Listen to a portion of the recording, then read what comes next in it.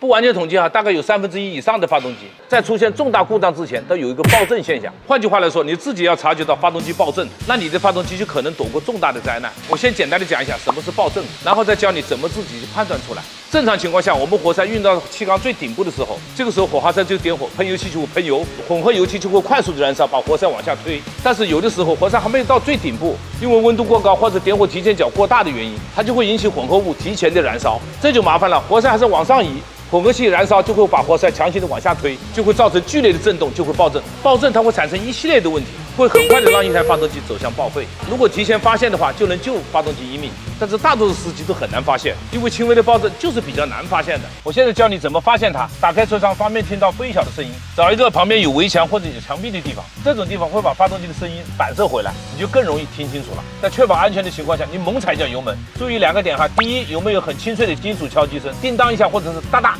2下。第二，就是感觉发动机有没有明显的卡顿一下。只要出现一种，不好意思，你尽快去检查了。这种问题就不要拖了，不然你发现的问题大了，维修起来非常麻烦。记不住再收藏起来。用车修车问题，关注我老黄。